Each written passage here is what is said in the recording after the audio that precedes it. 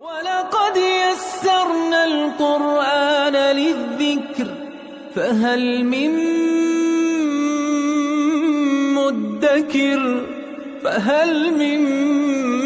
مُّدَّكِرٍ اعوذ باللہ من الشیطان الرجیم بسم اللہ الرحمن الرحیم الحمد للہ رب العالمین وصلی اللہ علی سیدنا و نبینا ابی القاسم المصطفى محمد وعلى آلہ الطیبین الطاہرین المعصومین اما بعد اعوذ باللہ من الشیطان الرجیم بسم اللہ الرحمن الرحیم ان الذین آمنوا والذین هادوا والنصارى والصابئین من آمن باللہ والیوم الآخر وعمل صالحا فلهم اجرهم عند ربهم ولا خوف علیہم ولا هم يحزنون صدق اللہ العلی العظیم۔ سورہ بقرہ کی آیت نمبر 62 میں پروردگار عالم نے بشریت کی نجات کا ایک بہت بڑا اصول بیان کیا ہے کہ انسان ہر دور میں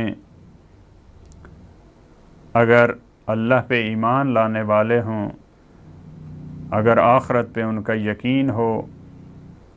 اور اعمال صالح بجا لانے والے ہوں تو ان کی نجات یقینی ہے، ان پہ کسی قسم کا خوف، کوئی ان پہ حزن نہیں ہے۔ بعض روایات کی روشنی میں حضرت سلمان فارسی نے اللہ کے رسول سے سوال کیا کہ جو ہمارے گزشتہ اسلاف آباء و اجداد اس دنیا سے چلے گئے وہ تو مسلمان نہیں تھے، ان کا کیا بنے گا؟ تو اس کے مد نظر یہ آیت آئی کہ اگر وہ یہودی تھے، عیسائی تھے، سابئین تھے، ایک اور آیت میں مجوس کا تذکرہ بھی موجود ہے، یعنی دوسرے ادیان پہ تھے لیکن اگر وہ اللہ پہ ایمان لانے والے تھے، اگر ان کا قیامت پہ یقین تھا، اگر ان کے اعمال اچھے تھے، وہ نیک تھے، تو وہ فلاح یافتہ ہیں۔ ایسا نہیں ہے کہ سارے افراد کو مسلمان ہونا ضروری ہے، مسلمان اس معنی کے ساتھ جو اللہ کے رسول کی بعثت کے بعد جو ہمارے ذہنوں میں، وگرنہ ایک مسلمان کی جو تعریف ہے جو قرآن کریم نے کی ہے وہ اسلام یعنی اللہ کے سامنے سر تسلیم خم ہو جانا۔ وہ یہودی اپنے دور میں اگر خدا کے سامنے تسلیم ہے تو وہ نجات یافتہ ہے۔ اگر عیسائی اپنے حضرت عیسیٰ کے دور میں رسول اللہ کی بعثت سے پہلے اگر وہ حضرت عیسیٰ کے فرامین پہ چل رہا ہے، اگر ان کی پیروی کر رہا ہے تو وہ نجات یافتہ ہے۔ اسی طرح سابئین۔ لہٰذا یہ آیت آج کے دور میں چھٹی نہیں دے رہی ہر فرد کو کہ وہ جو مذہب جو دین اپنا لے وہ نجات یافتہ، اس طرح سے نہیں ہے۔ اللہ کے رسول کی بعثت کے بعد تمام اور پوری بشریت کے لیے ضروری ہے کہ وہ رسول اللہ پہ ایمان لائیں۔ کتنی آیات اس پہ گواہ ہیں، اور یہ ایمان کا حصہ ہے خدا کے رسول پہ، جیسا کہ بعض دوسری آیات میں موجود ہے۔ رسولوں پہ ایمان، فرشتوں پہ ایمان، یہ سارے ایمان مختلف جو اس کے درجات ہیں۔ لہٰذا یہ اور ایک اور بات جس کی طرف متوجہ رہنا چاہیے کہ یہودیوں کے عقائد اور ان کے جو نعرے تھے اس کو بھی یہ آیت ناظر ہے، اس کی بھی وضاحت کر رہی ہے، کیونکہ وہ فقط اپنے آپ کو نجات یافتہ سمجھتے تھے۔ لہٰذا یہ آیت بتا رہی ہے کہ نہیں، ایسا نہیں ہے کہ فقط تم نجات یافتہ ہو، اگر دوسرے افراد وہ مومن ہیں، اگر وہ خدا پہ ان کا ایمان ہے، اگر آخرت پہ ایمان ہے، اگر وہ اعمال صالح بجا لانے والے ہیں تو وہ بھی نجات یافتہ ہیں۔ ان الذین آمنوا، یقیناً وہ لوگ جو ایمان لائے، یہاں پہ مسلمان بھی مراد ہو سکتی ہے اگر ہم حضرت سلمان والی یا وہ تفسیر قبول کریں کہ یہ اس کے مد نظر، اس واقعہ کے مد نظر، تو ان الذین آمنوا جو ایمان لائے یعنی مسلمان، کیونکہ آگے آیت میں مسلمانوں کا تذکرہ نہیں ہے۔ والذین ہادوا، ان سے مراد یہودی ہیں، والنصارى، ان سے مراد نصرانی ہیں جو عیسائی ہیں، حضرت عیسیٰ کے پیروکار ہیں، والسابعین، اس کے بارے میں مختلف آ رہا ہیں۔ ایک رائے یہ ہے کہ حضرت یحییٰ علیہ السلام کے پیروکار ہیں، کیونکہ حضرت یحییٰ کی بھی کتاب تھی جو ان کو بھی حکم ہوا یا یحییٰ خذ الکتاب بقوہ، لہٰذا ان کے پیروکار ان کو سابعین کہا جاتا ہے۔ من آمن باللہ، ان میں سے جو بھی اللہ پہ ایمان لاتا ہے، والیوم الآخر، آخرت پر اس کا ایمان ہے، وعامل صالحا، اور نیک اعمال بجا لاتا ہے، فلہم اجرہم عند ربہم، اس کا اللہ کے ہاں اجر ہے، ولا خوف علیہم ولا ہم یحزنون، اس پہ خوف بھی نہیں ہے، حزن بھی نہیں ہے، نہ اس کو، جیسا کہ ہم نے پہلے بیان کیا ہے، خوف مستقبل کے بارے میں ہوتا ہے، اس کو قیامت کے دن اس کو کوئی مشکل پیش نہیں آئے گی، وہ نجات یافتہ ہے۔ اور اگر اس کا گزشتہ مشکلات کا وہ شکار تھا، اس کا عقیدہ صحیح نہیں تھا، لیکن اب اس نے ٹھیک کر لیا، اس کا عمل ٹھیک نہیں تھا، تو اب گزشتہ جو ہے اس کو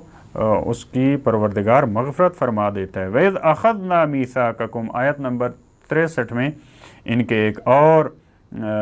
کارنامے کا تذکرہ ہے۔ وَإِذْ أَخَذْنَا مِيثَاقَكُمْ، اور اس وقت کو یاد کرو جب ہم نے تم سے محکم عہد لیا، وَرَفَعْنَا فَوْقَكُمُ الطُّورَ، در حالانکہ ہم نے طور کو تمہارے اوپر بلند کیا۔ طور کوہ طور بھی ہو سکتا ہے، اور عام ہر ایک پہاڑ کو بھی طور کہا جاتا ہے، اور پہاڑ کو ہم نے تمہارے سروں پہ لا کر کھڑا کر دیا۔ سورہ آراف میں نَتَقْنَا الْجَبَلَ کے الفاظ موجود ہیں، یعنی پہاڑ کو اکھیڑ کر ہم نے تمہارے سروں پہ لا کے کھڑا کر دیا، اور وہاں پہ یہ الفاظ بھی ہیں کَأَنَّهُ ظُلَّةٌ، ظلہ یا ظلیل سائے کو کہتے ہیں، وہ سائباں بن گیا، جیسے بادل سایہ کرتا ہے انسان کے سر پہ۔ خُذُوا مَا آتَيْنَاكُمْ بِقُوَّةٍ، پکڑو، لو اس چیز کو جس کو ہم نے تمہیں دیا ہے قوت کے ساتھ، یعنی تورات کو مضبوطی کے ساتھ تھامو۔ وَاذْكُرُوا مَا فِيهِ، اور یاد رکھو، اس کی یاد میں رہو جو اس میں ہے، یعنی اس کے احکامات پہ عمل کرو، لعلکم تتقون، شاید تم متقی بن جاؤ۔ تو یہاں ان کو وقتی طور پہ، عارضی طور پہ تورات کا پیروکار اور اس کے احکام پہ عمل کروانے کے لیے اگر پروردگار نے ان کو اس طرح سے ڈرایا ہے تو اس میں کوئی حرج نہیں ہے۔ عارضی طور پہ دیکھیں، کیونکہ اس سے پہلے یہ لا قانونیت کی زندگی گزار رہے تھے، نہیں تھا کوئی دین، نہ کوئی مذہب، فرعون کی غلامی میں زندگی بسر کر رہے تھے۔ اب ان کو ایسے جو بالکل ہر دینی پیغام سے، دینی اقدار سے بالکل جو دور تھے، اب ان کو مشکل ہے، ان کو ایک ہی مرتبہ ان کو یہ بتانا کہ یہ احکامات ہیں، ان پہ تم نے عمل کرنا ہے، اور یہ آپ نے دیکھا قدم قدم پہ نافرمانی کر رہے ہیں۔ لہٰذا اگر ان کو وقتی طور پہ متوجہ کیا جاتا ہے کہ پروردگار کا عذاب بھی آ سکتا ہے اگر تم عمل نہیں کرو گے، تو اس میں کوئی حرج نہیں ہے۔ لہٰذا بعض افراد نے اس کی تعویلیں کرنے کی کوشش کی ہے، اس آیت کی یا دوسری اس قسم کی آیات کی، یہ زلزلہ آیا، ایسا نہیں تھا کہ واقعاً پہاڑ ان کے سروں پہ۔ یہ قرآنی آیات کے الفاظ کو اگر دیکھا جائے تو یہ تعویلیں صحیح نہیں ہیں۔ ثم تولیتم، اس کے بعد والی آیت میں ثم تولیتم، پھر آپ نے پش کر لی، پھر آپ نے نافرمانی کی، پھر آپ نے روگردانی کی، من بعد ذالک،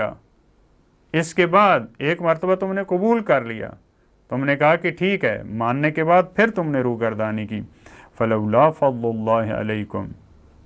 اور اگر تم پر اللہ کا فضل و کرم نہ ہوتا، ورحمتہ، اور اس کی خاص رحمت تمہارے شامل حال نہ ہوتی، لکنتم من الخاسرین، تو تم خاسرین میں سے ہوتے، تمہارا شمار ان افراد میں سے ہوتا جو اپنے سرمایہ کو کھو بیٹھتے ہیں اور ان کے ہاتھ میں کچھ نہیں آتا، وہ گھاٹا اٹھانے والے ہیں۔ لہٰذا ان آیات میں بھی اور اس سے پہلے والی آیات میں بھی ہمارے لیے یہ درس ہے کہ پروردگار عالم کے احکامات کو دل و جان سے قبول کرنا چاہیے، پروردگار کے احکامات کے سامنے سر تسلیم خم کرنا چاہیے۔ پروردگار ہمیں بھی اپنے فرامین کے سامنے جھکنے کی توفیق عطا فرمائے۔ اللہم صل علی محمد و آل محمد۔